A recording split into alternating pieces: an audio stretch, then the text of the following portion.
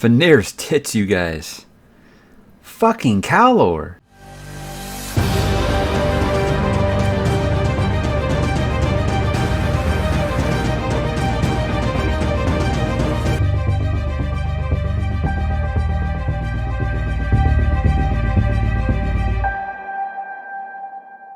Hey, what's up, bookworms and bridge burners? Mike back today to talk a little more Malazan. Today we are diving into the second half of Memories of Ice, and we're going to do some spoiler talk for those sections. Now, that is going to be spoilers for Book 3, Capustan, Book 4, Memories of Ice, and, of course, the epilogue. So if you haven't read that part, I'd say bookmark this, come back afterwards, and then hit me in the comments and let's talk about it. So you have been warned, guys. Now, another warning before we get going here is up front, this is probably going to be the most gripes I have about a Malazan book up to this point in these spoiler talks. Now, I want you to understand up front, I really like this book, okay? I really did, because I know, like, if you don't have unanimous praise for one of these books, the veterans like to start saying, oh, Mike didn't like this book. Now, look, I liked this book a lot. I just didn't like it as much as the last book, and I'm going to talk about why. So when you run a channel like this, guys, you have to put on the critical goggles and really dive in deep with it. And so I just want to let you know, if you're wanting just an over-the-top praise for this, this probably isn't going to be it. So if you aren't ready for that, I would warn you to maybe go back now. But again, it's going to be like 98-2 positive, okay? But I am going to talk about those things. The reason I'm bringing this up is because I brought it up on the Discord what my problems were, and people lost their minds about it. So I wanted to get that out front first. So yes, I did enjoy it overall, but I got some complaints. I did notice with this book that Erikson does seem to continue this theme of his books being back heavy. Now, Guardians of the Moon I felt was pretty balanced. It was kind of all around question mark, answer, fight, question mark, answer, fight. Whereas I felt with Deadhouse Gates, the first half was kind of rough, and the second half was amazing. With this one, if you watch spoiler talk number 1, the first half was kind of rough. Second half, pretty amazing with some gripes. I mean, I do think this has two of the best, I guess maybe the best siege I've ever read in fantasy, and one of the best just holy shit battles. But there is much more to talk about than those things. And I think that the thing that I'm starting to realize with this series is that the way that Erikson introduces characters is something I'm still having a tough time wrapping my head around. And that's why I think when you see these spoiler talk ones, I'm always like, I don't understand what's going on here. I don't know what I'm supposed to understand this. I don't know who these people are. Who are these people? In the second half, I'm like, oh, okay, I really like it. These are some of my favorite characters. I think what he does, it's different than every other fantasy author that I've read. And this isn't necessarily a bad thing, guys. This is just something I'm still learning to grasp. Is that he will introduce characters to you, and he will just start talking to you like you are supposed to know who these people are. You don't get any clue about who they are, and then you'll be like, I don't even know who's talking right now. Who is this guy? And over the course of time, usually when bad things happen, because it just seems like bad things happen to these people, you start to realize how much you care about them. So I think it's kind of almost like in a real life kind of situation. Like, you don't like everyone you meet right away, but over time you grow to, appreciate those people. And I think his characters are the same way. So that's something that I'm still learning here. So I think that's why you see the complete difference in attitude towards some characters in my part 1s of spoiler talks and my part 2. I don't imagine this is anything that's going to change going forward, but it's something I'm trying to get used to. Now, I want to say that the Siege of Capustan, this is amazing. It really is. And it's probably my favorite part of the book, Book 3 in this, more so than the Siege of Coral. But I guess I'm going to kind of do like I did last time, just kind of break it down by groups. Even though a lot of the groups kind of cross over, it's the best way to kind of separate it for these conversations. And let's start with Gruntle's group. And I want to do this first because you guys do realize that last video I said, Gruntle's one of the characters that just isn't doing anything for me. Literally like 20 pages into the next chapter, I was ready to change the whole channel to a Gruntle fan account. I mean, I really was. I think being so meh on Gruntle at first, and now looking back on him, like I don't know why I was ever there, because this character is awesome. He really is kick-ass. And look, the fighting for Stani's honor was one thing. I can see that. But really, it was the part with the half-eaten child that the tennis Scoury kind of ate, and using the tunic as the standard to kind of be like a battle cry.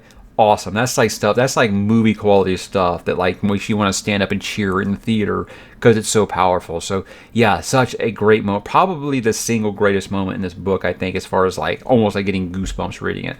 Such good stuff. I love that a lot. I think one thing about Gruntle I didn't catch, and I said this about Tool before too, and again, guys, these are things that I miss things. When everybody's always like, hey, just don't worry about it. Just roll with it. Don't worry if you don't understand. And then when you say you missed something, they're like, well, you didn't remember that in book one? Look, there are some things I'm going to kind of miss. I guess I didn't really understand that Gruntle was supposed to be this badass of a fighter until Stani says, hey, you're the best fighter I've ever seen. And then we see him and his recruits here just completely wrecking shop in Capustan. It's just such a glory to watch. I think at one part they said they killed so many Cyrdo men in Teniscari that like they're the floors and all around the tower just like building up bodies. They have to keep moving up floors because there's so many bodies. Just brutal stuff. It's so fun. Let's talk about the Teniscari, by the way. I didn't really mention them in the last video. And I think it's where we got kind of confused, is some people told me, hey, what do you think about the Paniendo men now? I wasn't counting the Teniscari and the Paniendo men as the same thing, and I know that's probably stupid because, they basically created them by what they do to them. But yeah, obviously the Teniscari are the nightmare fuel of this book. I mean, there's the Cyrdo men and stuff. I feel like, they're just your usual army. They can be beat, like the Bargash show up and they just kind of smack them around. But the Teniscari, this is some of the darkest shit that I have ever read in a fantasy book. Okay, it's just the Children of the Dead Seed. I don't even know how you just think of something like this. This is the kind of stuff that like Joe Abercrombie's like, that's too dark for me, man. It is insane. It is absolutely horrifying to read. I love it. Don't get me wrong. I love stuff like this, guys. This is why I read Grimdark. And I know you guys, it's not Grimdark. Look, we'll get into it a little bit more. As usual, it seems it's going to be like something that I'm going to kind of fight the whole way through this, I think. But yeah, the Teniscari are just straight horrific. And yeah, I don't really know what more to say about that. Just it's something that's going to stick in my mind for a long time. But yeah, so Gruntle's now the mortal sword of Trake. So it makes that info dump with Tok make more sense now about Trake, Treach, whatever. Because I really thought it was really random last time. So he's basically like the new god of war taking Fenrir's spot, since Fenrir got ripped out of the heavens or wherever it is that the gods really reside in this book. I'm not really sure I understand that yet. But yeah, it made that make a little more sense, getting like the whole eye of the tiger and the stripes and stuff. I'm down with it. But I think the weirdest thing in these chapters was where Buke just becomes a bird. I was just like, okay. I guess it's about about as happy as an ending as a character can get in a Malazan book. But I also think that Gruntle's friendship that he makes with Ikovian is something that I really, really came to appreciate over the course of the book. And, that's a good opportunity to go ahead and move into the Gray Swords here, the other group. I want to put these two groups first because they're the two that I was kind of meh on in part one. Now, I didn't grow to love Ikovian like I did Gruntle, but I did really, really enjoy his story in this. With the rest of the Gray Swords, right as I was starting to like Brucalion, he got killed. He got wrecked. He got messed up bad. But it was like kind of like that scene in the Fellowship, not the Fellowship, Return of the King, where they know that they're not going to be able to take back Osgiliath, and Denethor sends Faramir to go anyway. Just because. And it's like these people know that they are riding to their death, and they're going to do what they have to do. It's a really rough scene to kind of read. But with Ikovian, I think it's hard not to like him after a while, because this guy's basically like, for lack of a better term here, and I hope I won't upset anybody with this, like Malazan Jesus. Basically, he's like taking everybody's sins. He can take away their grief and their despair. That's kind of like what he can do. So it was a very interesting kind of take on a character, and I know it was kind of hinted at in the first half, but the second half here, he just completely wrecks Annister's mind with the offer to take away his despair, and it eventually does, and he's just like an empty shell. It's just such an interesting little spin, and I think this is where I get the pushback on people about it's not grimdark because you have compassion in this series, and I'm like, if someone kills like 1 million people and then they pet a dog, that doesn't make it not grimdark to me. But I can see where the counter argument's coming from. For me, it's like, okay, when Ikovian and his gray swords go into that throne room, and you see Prince Jalarkin, was that his name? Jalarkin, and you see like his skin stretched across like a makeshift crucifix. Yeah, I'm going grimdark with this. It's brutal stuff. But again, I think, like I said, I think by Crippled God, we're probably going to be still banging heads on this, guys, about this series being grimdark or not. And I know that Stephen Erikson himself said he'll write some essay about why it's not grimdark, and I respect that. I'm just saying that this has some of the... I love the grimdark subgenre, and this is darker than anything I've ever read. It really, really is. So... the Talon Imas, the whole part where Ikovian's going to kind of take their despair, their grief, their sorrow over these thousands of years. And I will say, of all these ancient races, I feel like the Talon Imas are the only ones I've really gotten a lot of info on. I still want to know more about the Jagged. I still want to know more about the Kachane Shamali. So I want to know more about all the Tistandi stuff. So I feel like the Talon Imas has really kind of got the development the most out of these 3 books here. And with him going to be basically, after Silver Fox denies him, which I'll talk about her part to do that here in a minute, but Ikovian offers to take their grief, their pain, release them, if you will. To me, it was like, you think maybe you could wait for, after this battle ends? It was like, could you wait like 5 more minutes? But, it's kind of hard when these creatures have, 300,000 years they've been suffering, and, to tell them, hey, can you wait one more fight? I guess I can understand that part. But, because he does this, he takes on these thousands of characters' memories and things like that. And to me, it wasn't a death that made me sad. It felt like it was earned. He went out like a champ. The part that did kind of get me, though, as a tearjerker, was each of the Talon Imas visiting his grave there at the end and leaving like gifts on his grave. That's good stuff. That's more that cinematic stuff. Like you tell, if this was a movie, that'd be part where there would not be a dry eye in the house. Really, really great stuff. Let's move along, guys, to the bridge burners here. I think it's not really shocking that Kaladin Brood and Kalor, they find out about the ruse about the Dujek and Whiskey Jack and the bridge burners being outlawed by Lysine. I think it was pretty obvious. I mean, in the last one I first read it, I was like, wait, is that for real? But like, to me, it was like, I don't see how you're going to be able to keep that a secret. You really do. I understand why it was kind of there.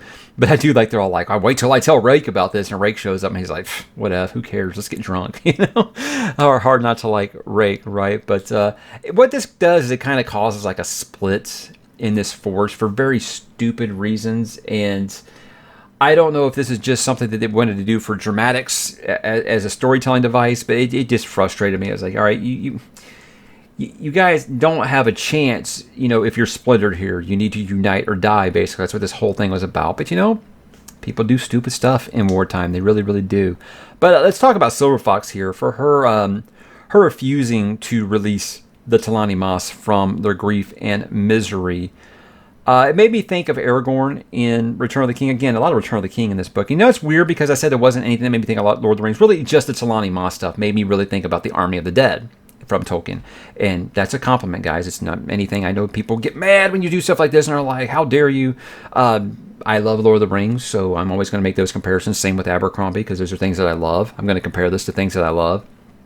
But Aragorn also is like, hey, after the battle, we'll release you, kind of thing. So, that's kind of what it made me think of. But it was one of those things where it's like, look, I understand where she's coming from, but it kind of almost makes her like unlikable. The stuff that she's doing with her mother, it just really makes her unlikable and Pronchol, like, are you my dad? That kind of thing. It's just like, I understand why you're doing some of the stuff you're doing, but it kind of comes off, not as a good look, really. But there's more to come there, I'm sure. If I had to pick like a most valuable player, and I say that because I said MVP on the server, and a lot of people didn't know what MVP meant. I guess it's a sports term here in America, most valuable player. If there is one in this book, I actually think it is not Gruntle, it is not Ikovian, it's actually Quickben. I think Quickben just pulls the fuck up in this book, because I had the idea that he was a decent magician, a decent mage, but in this, the dude really just shows out big time. I don't know how much of it's Talamandus, the little, hairlock style kind of puppet that's on it. that stuff, guys, that stuff is, I don't know what I'm reading here. I kind of understood why I made it where he could like travel through the warrens and stuff like that, not get hurt. But I don't know how much is just Quick Ben here and how much is Talamandus. But he really just kicks some major ass in this book so many times. He's the guy. He is the one he's that dude in this book. He really is. He is that guy. So I really appreciate seeing that. And he's like just so OP at times. I love the thing with the illusions and stuff like that. And I think Ganos is like, well, why don't we do that all the time? It might not have been Ganos. I forget who tells him, why don't we do that all the time? He's like, well, if we did it all the time, it wouldn't be useful ever because, they would be expecting it, right? So really, really great stuff with him. Karuli actually being Karul was a nice twist. And, I'm like, Karul. Kind of makes sense. I just thought that Erikson just loved his K and apostrophes and thing. And K's and L's, he likes to change Shamal, Karuli, Karul. He likes to kind of do that, I'm kind of noticing. So it's one of those things you look at now, you're like, yeah, that was kind of obvious. But, yeah, I missed it. What a shock. I didn't actually call anything. I actually called one thing we'll talk about here in a second. But, it's kind of funny that they're like, yeah, you can't be on the Mass Council even though you're a god. I don't get the Mibe stuff at all in this book. It is one of my least favorite parts of this book is the Mibe and the Wolf God stuff. With the Mibe, look, I do feel sorry for her. My heart breaks what this woman's going through. I do not understand anything that is happening in her chapters. I used to say, I don't know when it's a dream and when it's not. Someone on the server told me, basically, I look at it like this. If I'm confused, it's really happening. If I'm super confused, it's a dream. So I got to assume this is one of those things on a reread that will be more interesting to you because right now, man, I don't even know what to say about it, really. The Night of Death thing that shows up with Cole and Murillo. Cole and Murillo. Cole. I was thinking it was Dawson. There was one part where they said that, I was protecting a child for a time. And my immediate thing is, I've been saying, look, we didn't see Dawson's body. I'm not buying he's dead. I'm pretty sure even Dujek says one time to Whiskey Jack, why don't you just fake your death like Dawson did? So I'm like, okay, well, there's your indicator that this is Dawson. Because I thought, okay, protecting a child, I know that Dawson's daughter is like laying unconscious in Tremolor right now. So I thought, okay, this is it. This is going to be it. I didn't figure out who it was. And guys, I am not going to tell you here because I do know who it is now. But I don't want to say because apparently there was a lot of people who did not figure that out yet. So I don't want to say I had it wrong. It wasn't Dawson. I'll say that. I only knew because 10 Very Big Books podcast told me who it was. I was like, of course it is. That makes perfect sense. Okay. I can get down with that. But I didn't figure it out. So that's why I'm not saying it here. Check out the comments. I'm sure someone will bring up who it is if you want to know. But yes, it was not Dawson. But I thought it was a good guess, damn it. No Dawson showing up eventually. So, look, the Siege of Coral was very good, but I'm not going to lie, guys. It was chaotic as hell. It shifted POV every other paragraph. I wasn't sure what the hell was going on, what group we were with, and when and stuff. It was just insane. Very, very cool stuff happens in it, but a lot of times I had to go back 2 paragraphs at a time and reread because I wasn't sure even who I was with to really understand what was going on. But Rake is kind of a drama queen, isn't he? The whole time, they're waiting for him to show up at this battle. So basically, when almost all is lost, Corlat's like, peace, I'm out of here. I'm going to go save my brother now because of Whiskey Jack. We'll talk about him in a second. You've pretty much lost. And Kaladin Brood's basically about to bring the hammer down, just like in fucking everything. Then Rake decides, hey, I guess I'll show up now and I'll just stand out there on the front of Moonspawn and let my hair flip in the wind. And then I'll just crash Moonspawn into the keep that everyone's in and kill half my allies. I don't know what Rake was thinking in this book. I still love the character, but that was really questionable. I don't really understand what was going on there. But let's talk about Dujek and Whiskey Jack here. When they're having like their last meal, I guess I think they called it together in the tent, I thought Erikson was preparing me for Dujek was going to die. I thought that's where he was going with this. The reason was because I had heard of 2 characters before I even started the series. I had heard of Whiskey Jack and I had heard of Quick Ben. So I just assumed that those 2 characters are here for the long run. They're here for the whole thing. So yeah, it kind of surprised me with Whiskey Jack going down into fucking Calor. Oh my God, this guy. What I said in part 1 is like, you're just guys leaving him alive was real stupid because he just gets to be a crap weasel. Well, he takes that up to like fuckhead in this one. Basically, everyone and their mother knows what he's up to, but Caledon Brood's like, oh, okay, whatever, go ahead and go do it. And, he's got this big shit-eating grin as he leaves. And I thought he killed Corlat. I was really pissed off because Corlat is an awesome character. I love her to death. But with Whiskey Jack, it sucked because, he's talking the whole time about, get your leg... Guy, you are traveling with all these, mages and healers, and you're traveling, weeks at a time. Take 5 minutes and let someone heal your freaking leg, you dummy. But, that was surprising. And, I kind of feel bad that I didn't feel bad with that death, and let me explain why. I think that while I was just kind of still shocked about it, what actually got me more was Corlat's reaction to Whiskey Jack's death. That actually upset me more than his actual death. And I liked the Whiskey Jack here. I know last video I said that I felt like he hadn't done anything yet, and a lot of people were like, "Oh God, you hate Whiskey Jack." Again, no, I just didn't. He wasn't one of my top 10 characters in the series or anything yet. But I didn't expect to see that. That was very surprising. But yeah, and Calor, runs away to stab someone in the side and run away another day, right? So, it's one of those things that guys, I understand why people like Calor. All the time when I was fucking Calor on the Discord, everybody's like, Calor's a top 5 character for me. Okay, look, I can see why people like this. Obviously, there's probably more to come. What I don't understand is why people like Krupp. I still don't get it. He remains annoying. I wish Caledon Brood had actually killed him, and then the fact that he goes through the whole hammer thing unscathed just made me realize, yeah, he's going to be here until the end. Of course he is. Why not? He's probably going to be the main character by the end because of how I feel about it. You know what? Everyone's like, how can you not like Krupp? I'm like, how can you like Krupp? And they're like, well, he eats pastries. Well, fuck, so do I. Okay, I'm not this great character that everyone loves. I just don't understand. Every time I read anything that he says, I'm just annoyed shitless. Again, I keep making that comparison to Lift in Stormlight Archived. All she does is eat and make smart comments, and it's just I feel like this is the same character. And I know people who hate Lift and love Krupp, and I don't understand. And I guess if you can't see the same comparison, okay, cool. I can't see it any other way. I'm not feeling Krupp at all in these books, guys. And I hate that Caledon Brood's been carrying this hammer for all these thousands of years, and reason he hasn't used it is made very explicitly clear, but Krupp's going to make him so mad that he uses it. I mean, I don't know. I mean, look at that scene. I'm like, I don't even understand what he said that really set Brood off that bad anyway. So, it was cool seeing what the hammer could do, but I thought the scene was pretty stupid, honestly. I could have done without it. I could do without all Krupp in these books, honestly. I think of all the bridge burner deaths, though, I actually think, and this is going to be kind of random for some of you guys, I actually think that Trotz maybe hit me the hardest. I don't know why. It was something about Trotz, he, had more stab wounds than physically possible, and he's still fighting. Mallet had already saved him once after that duel that I didn't talk about in part 1. But I believe if I read it right, like I said, there was a lot of chaos in those final chapters there. But you had already lost so many bridge burners. He had actually saved a couple of them. And then he gets up to the top, and I believe he smiles at them, and then he just drops dead. And I was like, that sucks, man. So yeah, one of those little side... Him and Hedge, I think, were probably the suckiest deaths in this for me. It really was. But yeah, gone too soon. I'm sorry, guys. I still don't get the deck of dragons at all.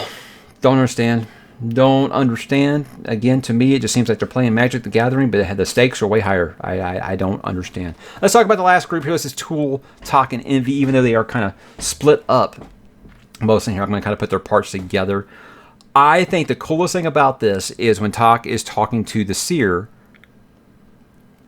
and he actually tells him that the Kachane Chamali actually, they developed and created Moonspawn, all the floating islands. I'm like, what? I'm still thinking these is just reptiles, and how the hell are they making all this stuff? All I could think about was I'm gonna get really geeky on you here. In DC Comics, there's this character called Gorilla Grodd, fights the Flash, and has this kind of secret reality in our own reality where they have this kingdom, and they do all this stuff with mind control powers. So I'm kind of thinking it's like that. I mean, I assume, I don't know, because I'm having a hard time imagining little reptiles with their little reptile arms to and engineering things. I don't know, but that was really cool, and again, just made me want to know more about the Kachane Chamali for sure. I hope there's so much more of them going forward in these books, because of all these ancient races, they are the coolest and most interesting that I want to know more about before they were undead. I want to know what was really going on. I kind of preluded to it earlier. The Tog and Fanderay stuff, little to zero sense. Don't understand. Another thing that I believe will make sense later. I kept waiting for this to make sense, like the Trach stuff did. I don't feel like it ever really did. I don't know. That and the Mybe were my least favorite parts of this book. So there we go. I did like in this last act, Tool showing up and just completely going stone cold Steve Austin, just wrecking everybody. I mean, he's just stunner for you, chop your head off. He's just ass kicking. And again, this is why that's my favorite character in the series so far, because he's just awesome. He says very little, but when he says stuff, it matters, and it's always really good. You know, that friendship that he had developed with Tak, he's going to go walk through a wall, literally, to go save his brother here, and it's just really, really good stuff.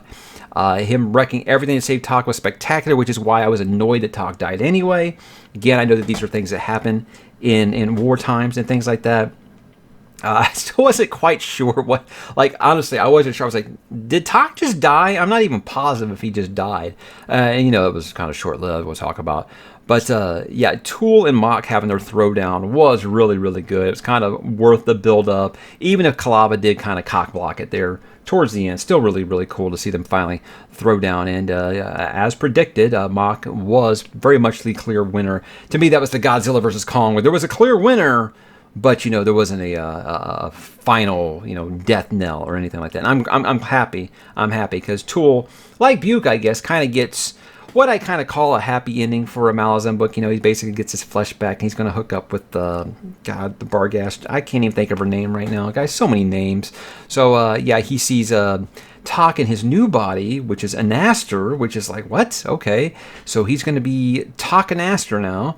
I don't know a better name to call him. But that's all right. Okay, whatever. I feel like we're kind of cheapening death, which we're going to talk about here in a second. But I think maybe my biggest disappointment in this is I did not care for how they ended the whole thing with the Seer. I was kind of hoping that the Seer was going to be like a long villain that was going to kind of stick around for a while. And if not, I thought it was going to have like a final resolution instead of like, hey, it's going to go live in this like dreamland with his sister now. And I was right about that, guys. I was right. Sort of. I mean, I said I didn't know if the Seer was a Jagged or if he was being controlled by a Jagged. And I did say, well, I think it has something to do with these kids from the prologue. Well, technically I was right. That's about as close as I'm going to get on any guess in this entire series I'm gathering. But, yeah, I don't know. That was just kind of a meh to me. I don't know. I don't want to see some real either comeuppance. Because, you know, you killed a lot of people. I want either some real comeuppance or, you know, or him to kind of stick around and be a villain, to be a thorn in the side of characters for a long time to come. But yeah, Tak not being dead after all. And then we'll go ahead and move into the epilogue here, which kind of plays off of that. Hey, Duiker is alive. Because no one stays dead in these books, apparently. Now look, I want to talk about my gripes here, and I want you guys to understand this is an opinion. This is an opinion. If these are things that do not bother you, that is awesome. I'm not taking anything away from the series. Look, guys, this is going to be a top 10 fantasy series for me of all time when I finish. I have no doubts in that, whatever. What he is doing with this series is incredible. I've never witnessed anything like this in fantasy. It is such a unique take, and it's an incredible way to tell a story and build a world. It really, really is. Now, what you have to understand with my opinion here is I feel like 3 of the biggest deaths of the last 2 books have just been kind of wiped out, and they're now worthless. And I know other people are like, well, you could tell they kind of hinted that Duiker was going to... I don't care that they hinted at it. You're killing characters. These are big moments, and you're bringing them back, like, immediately. Tak dies 2 chapters later. Nope, he's not actually dead. The other characters, the character that I mentioned, I'm not going to mention their name. Like, well, he's not actually still alive because he's the Knight of Death now. You know what I mean, guys. Basically, if this series is going to be about exploring life after death, I mean, that's cool. That is cool. It's something, again, that no other fantasy series are doing. What I am saying is that for the rest of the way, the next 7 books, character deaths are going to have no impact on me because I'm going to be like, well, I'll probably see them in a couple books, you know? And that upset a lot of people. Like, well, you're misunderstanding. What? I don't know what the fuck there is to misunderstand. What I'm saying is a character dies, I'm not going to be emotional about it because I will probably see them again. Whiskey Jack died in this book. I give it to Bone Hunters. He's probably back. You know, I mean, I half expect the prologue of House of Chains to have adjunct Lorne in it at this point. I don't expect anybody to die and stay dead in this book at this point. And I know that's something that people have kind of jumped on me for, saying, well, you know, you just don't understand it. Again, I don't really think it's a don't understand thing. It's just my opinion that I'm not going to take death seriously. Again, guys, you have to look at this as a first-time reader where I'm at. I'm, you know, 3/10 into the series. And that's just kind of how I feel right now. And again, this is different than every fantasy series. That's fine. That's fine. I'm fine with that. I'm just not going to get upset about characters dying anymore. So, in the end, look, guys, I really liked the book. I really did. The Mybe and the Wolf God stuff was a big, big miss for me. I call this book Memories of Info Dumps because it had some giant, giant info dumps in them. And I appreciate the way he builds his world. I just feel like those two didn't really do much for me at all. Like the Trach stuff. At first, I was frustrated, but then it made a lot of sense. The Mass Council, I was like, oh, God, but you know what? Now I'm like, okay, yeah, I can actually appreciate that. You know, the bar gas in the boats and all that stuff. Cool, I can understand what's going on. I can appreciate this stuff. But yeah, the Wolf Gods, the Mybe, that stuff was too much for me. I don't like Krupp, and I feel like he's way too much a big part of this series. I'm not liking it. But again, I liked way more than I did not like. And look, I'm not saying I didn't like this book. I'm just saying I like Deadhouse Gates better. I'm thinking I might be a Seven Cities guy maybe, and I know that's where we're headed for House of Chains here, starting on June 1st. Everyone, including myself, June the 1st, I'll be doing House of Chains. But guys, that was Memories of Ice. I know I went a little long here, but you know what? These books just keep getting longer and longer. I'm going to be shocked if I can do the 2 spoiler talks under an hour, you know, going forward, because they just seem like they're getting longer and longer. And yeah, there's lots and lots to talk about. So I hope this clears the air of what I'm frustrated about with the series. And I hope people don't look at this as me saying it's something that I don't like the series anymore. This is, like I said, there's going to be a top 10 series for me when I'm done. I have no doubts about that, because it's amazing what he's doing. The scope of this is just unmatched. I haven't seen anything like this. So, yeah, there we go, guys. So, Memories of Ice, guys. Did you finish it? I hope you did if you've watched this far into the video. Drop in the comments and let me know what you didn't like that I said. I can't wait to talk to you guys there.